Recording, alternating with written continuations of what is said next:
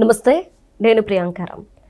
వంగవీటి రంగా గారి కుమార్తె ఆశాలత గత కొన్నాళ్ళుగా ఆవిడ నేను పాలిటిక్స్లో యాక్టివ్ అవుతాను, అలానే మా నాన్నగారి ఆశయాల్ని నిలబెట్టడం కోసం, వాటిని పూర్తి చేయడం కోసం నేను యాక్టివ్ అవుతాను, ఇక్కడ నుండి జనాల్లో తిరుగుతాను అంటూ ఆవిడ ఒక స్టేట్మెంట్ ఇచ్చారు కొంతకాలం క్రితం. మరి ఈ స్టేట్మెంట్ని ఉద్దేశించి అంటే ఆవిడ ఏ పార్టీలో చేరబోతున్నారు అని చూస్తే వైసీపీలో చేరబోతున్నారని గత కొంతకాలంగా వార్తలు వినిపించాయి. బట్ ఇప్పటి వరకు ఆవిడ చాలా మౌనంగా ఉంటూ ఈరోజు రివీల్ చేశారు ఆవిడ వైసీపీలో చేరుతున్నారా లేదా, ఆవిడ డెసిషన్ ఏంటి, ఎందుకు ఈరోజు యాక్టివ్ అవ్వాల్సి వచ్చింది అనే దాని మీద. సో దీని గురించి ఈ వీడియోలో తెలుసుకుందాం. మనతో మాట్లాడడానికి సీనియర్ జర్నలిస్ట్ సిఎస్ రావు గారు ఉన్నారు, ఆయన అడిగి తెలుసుకుందాం. నమస్కారం సార్. నమస్తే. అంటే వంగవీటి రంగా గారి కుమార్తె ఆశాలత గత కొంతకాలంగా యాక్టివ్ అవుతున్నారు, జనాల్లోకి రంగా గారి అభిమానుల మధ్య ఉంటున్నారు. ఈ నేపథ్యంలో వైసీపీకి సపోర్ట్గా ఆవిడ పనిచేస్తారు, వైసీపీలో చేరుతారు అన్న వార్తలు వచ్చే చాలా సైలెంట్గా ఉన్నారు 2 monthsగా. బట్ ఇప్పుడు ఆవిడ వైసీపీలో చేరుతుంది లేనిది దాని మీద ఒక క్లారిటీ ఇచ్చేశారు. ఏంటి ఆవిడ ఏం చెప్పారు, వైసీపీలో చేరుతున్నారా? ఇప్పుడు ఆవిడకి ఏదైనా పొలిటికల్ డయాస్ ఉందంటే వైఎస్ఆర్ కాంగ్రెస్ పార్టీ తప్ప మరో డయాస్ లేదు. అయితే ఆవిడ ఇంతకాలం పాటు కాముగుండి రాజకీయాల జోలికి రాకుండా, రాజకీయాల ప్రమేయం లేకుండా, ఆవిడ ఎవరో కూడా తెలియకుండా ఉన్నారు. ఆవిడేదో ఆవిడ జీవితం ఆవిడ పడుతున్నారు. కానీ సడన్గా రంగా రాధా మిత్రమండలి నేను యాక్టివేట్ చేస్తాను అని చెప్పి బయటకు వచ్చారు. బయటకు వచ్చి అక్కడ ఒక సమావేశం పెట్టారు వైజాగ్లో. ఆ వైజాగ్ సమావేశాన్ని ప్రమోట్ చేసింది ఎవరు? సునీల్ గారు. ఎవరా సునీల్ గారు? సిఐడి మాజీ చీఫ్. ఆయన ఆ సభని క్లిక్ చేయడానికి, ఆ సభని విజయవంతం చేయడానికి ప్రయత్నం చేశాడు. దానికంటే ముందు ఆయన ఒక స్టేట్మెంట్ ఇచ్చాడు. కాపు దళిత కాంబినేషన్లో రాజ్యాధికారం కోసం మనందరం కలిసి పనిచేయాలి. ఫస్ట్ 2.5 ఏమో కాపు సీఎం, సెకండ్ 2.5 ఏమో దళిత సీఎం అని చెప్పి ఎవరెవరు కాపులో సీఎంకి ఎలిజిబిలిటీ కూడా చెప్పేశారు. అవును. సో కాబట్టి ఆయన ఏ ఎజెండాతో వెళ్తున్నారు అనేది క్లియర్గా అర్థమవుతుంది. పైగా రఘురామకృష్ణరాజు గారి మీద ఏ విధంగా ఆయన ఈ మధ్యకాలంలో వీడియోలు పెట్టి చేస్తున్నారో అర్థమవుతుంది. రఘురామకృష్ణరాజు గారు ఎవరికి వ్యతిరేకంగా మాట్లాడుతుంటారు, లేదంటే ఆయనకి కలిగినటువంటి 3rd డిగ్రీకి సంబంధించినటువంటి అంశంలో ఎవరిని టార్గెట్ చేసి మాట్లాడుతున్నారని జగన్మోహన్ రెడ్డి గారిని టార్గెట్ చేసి మాట్లాడుతున్నారు. సో జగన్మోహన్ రెడ్డి గారు ఏది చెప్తే అది సునీల్ గారు చేశారు, సునీల్ గారి వల్ల జరిగిందని ఆయన చెప్తున్నారు. అంటే జగన్మోహన్ రెడ్డి గారు సునీల్ గారు ఒకటే అని చెప్పి క్లారిటీ వచ్చింది కదా. దానితో ఇప్పుడు లేటెస్ట్గా ఆంధ్రప్రదేశ్ ప్రభుత్వం ఏం చేసింది, ఆయన్ని సస్పెన్షన్ ఉంది, ఆయన సస్పెన్షన్ని రిటైర్ అయ్యేదాకా కొనసాగించింది. అంటే ఇక ఆయన డ్యూటీలోకి వచ్చే ప్రసక్తే లేదు, వచ్చే ఛాన్సే లేదు. కాబట్టి ఆయన కూడా ఇప్పుడు పొలిటికల్గా మాట్లాడుతున్నారు. ఇంతకన్నా పోయేది ఏముందని చెప్పి ఈ మధ్యకాలంలో పొలిటికల్గా మాట్లాడుతున్నారు. ఐఏఎస్లు, సివిల్ సర్వెంట్లు డైరెక్ట్ పాలిటిక్స్ గురించి మాట్లాడటానికి లేదు, ఈవెన్ సస్పెండ్ అయినటువంటి వాళ్ళు కూడా. కానీ సునీల్ గారు మాట్లాడుతున్నారు, పాలిటిక్స్ గురించి మాట్లాడుతున్నారు, అదే పొలిటికల్ లీడర్స్ గురించి మాట్లాడుతున్నారు. రఘురామకృష్ణరాజు గారు డిప్యూటీ స్పీకర్గా ఉన్నారు, ఆయన కేసుల గురించి మాట్లాడుతున్నారు. సో కాబట్టి పొలిటికల్గా రావడానికి ఆయనే సిద్ధమయ్యారు. ఆయన ఎవరికి పొలిటికల్గా అండగా ఉంటారు, వైఎస్ఆర్ కాంగ్రెస్ పార్టీకి అండగా ఉంటారు అనేది జగద్విదితం. మరి ఆశాలత గారు ఎవరికి ఉంటారు సపోర్టు? వైజాగ్లో జరిగినటువంటి సభని విజయవంతం చేశారు, రంగా సభని. మరి ఎందుకు విజయవంతం చేశారు? దాని వెనక ఎవరున్నారు? సునీల్ గారు ఉన్నారు. కాబట్టి ఆశాలత గారు కూడా ఒకవేళ రాజకీయాల్లోకి రావాలి అనేటువంటి ఒక అడుగు ముందుకేస్తే వైఎస్ఆర్ కాంగ్రెస్ పార్టీలోకి రావాలి. ఇవన్నీ ఎందుకు జరుగుతున్నాయి పరిణామాలు అని అంటే, కూటమి ఇప్పుడు కాపు, అలాగే కమ్మ, అలాగే ఎస్సీ బీసీ కాంబినేషన్ తోటి ఉంది. ఎస్సీల్లో మేజర్ మాదిగ సమాజ వర్గం, అలాగే మాల సమాజ వర్గం కొంతవరకు ఉంటారు.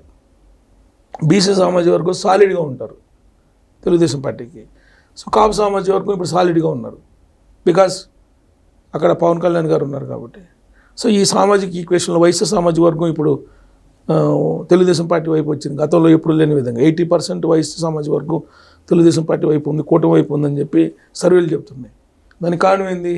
వయసుల్ని అక్కడ వైఎస్ఆర్ కాంగ్రెస్ పార్టీ వాళ్ళు అప్పుడు ఇళ్ళకు పోయి కొట్టారు. సో దాంతో వైశ్య సామాజిక వర్గం ఒక నిర్ణయం తీసుకున్నారు. సో ఇక్కడ సామాజిక వర్గాల ఈక్వేషన్ని బేస్ చేసుకుని ఆంధ్రప్రదేశ్లో ఎలక్షన్స్ ఉంటాయి కాబట్టి ఈ సామాజిక ఈక్వేషన్, సోషల్ ఇంజనీరింగ్ అనే దాన్ని ఎలా పడగొట్టాలి, ఎలా విడదీయాలి అనేది చాలా కాలంగా వైఎస్ఆర్ కాంగ్రెస్ పార్టీ వాళ్ళు ప్రయత్నం చేస్తున్నారు.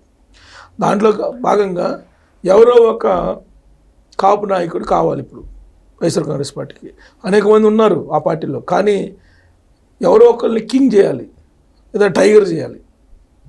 టైగర్ని చేయాలి, కింగ్ కాదు, టైగర్ని చేయాలి. టైగర్ లాగా చూపించాలి ఆంధ్రప్రదేశ్ ఓటర్లకి. ఆ టైగర్ని చూపించేటువంటి క్రమంలో అంబటి రాంబాబు గారిని చూపించడానికి ప్రయత్నం చేశారు రీసెంట్గా.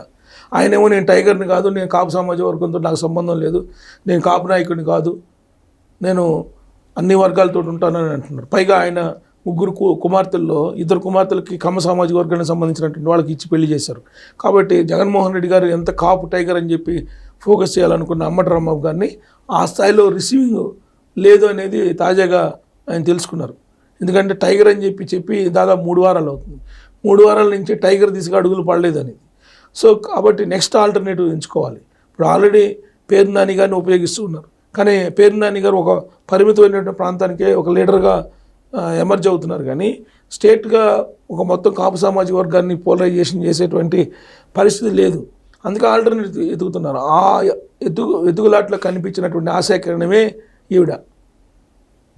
సో ఈవిడ ఇప్పుడు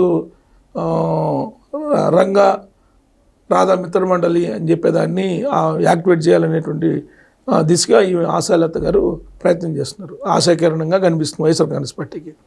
ఎందుకంటే యాక్చువల్గా రాధా రంగా మిత్రమండలిని ఆల్రెడీ రాధా ఆయన కుమారుడు రంగా కుమారుడు ఆల్రెడీ ఎప్పటి నుంచో చేస్తున్నారు. రంగా వర్ధంతికి జయంతికి ఈ రాధా రంగా మిత్రమండలి అనేది అనేక యాక్టివిటీస్ చేస్తూ ఉంది. కానీ ఈవిడ నేను చేస్తానని చెప్పి ముందుకు వచ్చి ఆవిడే చేస్తున్నారు. కారణం ఏంటి?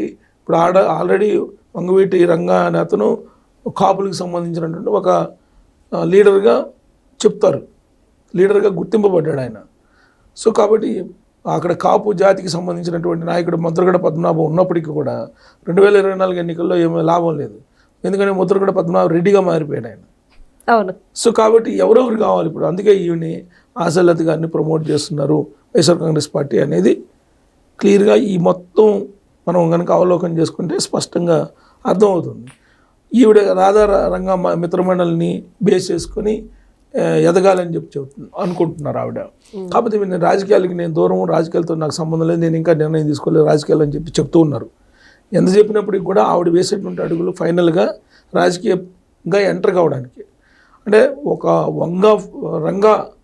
వంగవీటి రంగా ఫోటో పెట్టుకొని కాపు ఓటర్లకు సంబంధించినటువంటి పోలరైజేషన్ చేయాలనేటువంటి ఒక ఆలోచన వైఎస్ఆర్ కాంగ్రెస్ పార్టీ చేస్తూ ఉంది. దాంట్లో భాగంగానే ఆశాలతని ఒక అస్త్రంగా ఉపయోగించుకోవాలని చెప్పి ప్రయత్నం చేస్తున్నారు. అందుకే ఆవిడ వైఎస్ఆర్ కాంగ్రెస్ పార్టీలో చేరతారని చెప్పి ప్రచారం జరుగుతుంది. కానీ ఆవిడ తాజాగా విశాఖపట్నం వెళ్ళారు. అక్కడ జర్నలిస్టులు అడిగిన దానికి నాకు అసలు ఆలోచన లేదు, రాజకీయ పార్టీలో చేరేటువంటి ఆలోచన ఇప్పటివరకు లేదు, నేను కేవలం రాధా రంగా మిత్రమండలిని మాత్రం నేను నిర్వహిస్తాను, ఆ కార్యక్రమాలు నేను బిజీగా ఉన్నాను అని చెప్పారు. ఆవిడ ఎంత చెప్పినప్పటికి కూడా ఆవిడ వేసేటువంటి అడుగులు గతంలో ఎప్పుడు లేని విధంగా ఇప్పుడు ఎందుకు వచ్చారు? అంతే కదా. రాధా గారు తెలుగుదేశం పార్టీలో ఉన్నారు. అవును కదా. అంటే రాధా రంగా మిత్రమండలి ఎటువైపు ఉంటుంది? తెలుగుదేశం వైపు ఉంటుంది. సో అక్కడ దాన్ని కట్ చేయాలనేటువంటి ఉద్దేశంతో, ఆ అభిప్రాయాన్ని బలహీనపరచాలనే ఉద్దేశంతో సమాంతరంగా లేపుతున్నారు. సో కాబట్టి ఎంతో కొంత మేము కూడా ఉన్నాము, పూర్తి స్థాయిలో ఇప్పుడు ఒకవైపు పవన్ కళ్యాణ్ గారు ఉన్నారు, ఇంకొక వైపు వంగవీటి రాధా గారు ఉన్నారు. వీళ్ళందరూ కాపున వంగవీటి రంగా గారికి సంబంధించినటువంటి ఒక వారసులుగా కనిపిస్తూ ఉన్నారు వీళ్ళు. సో ఆశాలతిగా ఆ పార్టీలో వారసులు లేరు, ఆ విధమైన వారసత్వాన్ని ఓటర్లు రాబట్టేది. సో అందుకే ఇప్పుడు ఆశాలత గారిని ఫోకస్ చేస్తూ ఉన్నారు. ఆవిడ ఇప్పుడు చెప్పినప్పటికి కూడా నాకు రాజకీయాలతో సంబంధం లేదని, భవిష్యత్తులో ఖచ్చితంగా వైఎస్ఆర్ కాంగ్రెస్ పార్టీ వైపే వెళ్తారు అనేది మనం అంచనా వేయచ్చు. Okay, right. Thank you so much sir.